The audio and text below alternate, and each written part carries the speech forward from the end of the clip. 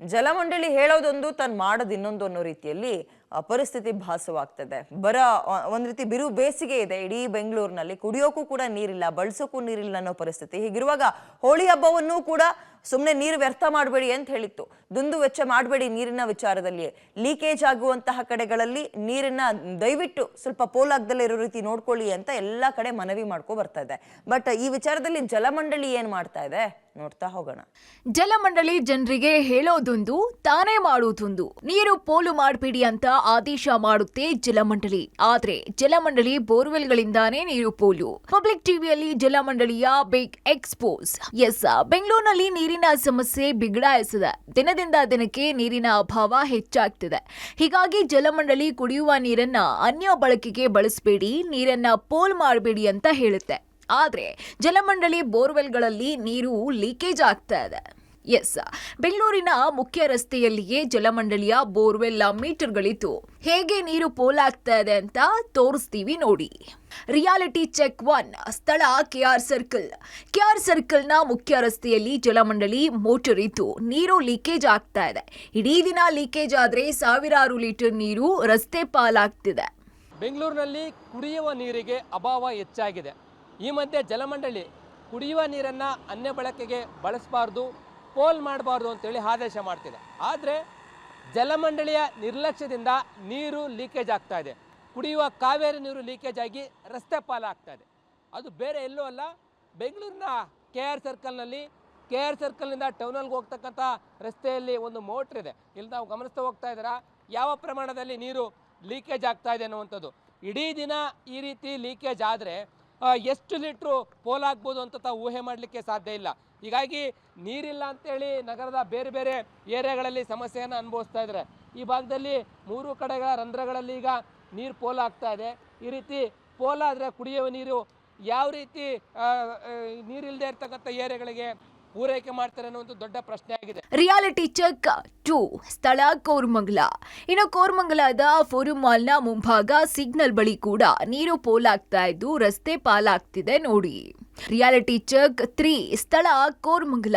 ಇದೇ ರಸ್ತೆಯ ಕೋರಮಂಗಲ ಸಿಗ್ನಲ್ ಸಾಗಿ ಮುಖ್ಯ ರಸ್ತೆಯ ಪಕ್ಕದಲ್ಲಿ ಕುಡಿಯುವ ನೀರು ಪೈಪ್ ಮೂಲಕ ಪೋಲಾಗ್ತಾ ಇದೆ. ಬೆಂಗಳೂರಿನಲ್ಲಿ ನೀರಿನ ಅಭಾವದ ಮಧ್ಯೆ ನಗರದ ಬಹುತೇಕ ಕಡೆಗಳಲ್ಲಿ ಕಾವೇರಿ ನೀರು ಲೀಕೇಜ್ ಆಗ್ತಾ ಇದೆ. BWSSP ಅಧಿಕಾರಿಗಳು ಅದನ್ನು ಗಮನಿಸ್ತೇನೆ ನಿರ್ಲಕ್ಷ್ಯನ ವಹಿಸಿ ನೀರು ಪೋಲಾಗೋದಕ್ಕೆ ಪ್ರಮುಖ ಕಾರಣ ಅವರೇ ಆಗ್ತಾವ್ರೆ. ನಾನು ಪ್ರೆಸೆಂಟ್ ಈಗ ಕೋರಮಂಗಲದ ಸಿಗ್ನಲ್ ಬಳಿ ಇದ್ದೀನಿ.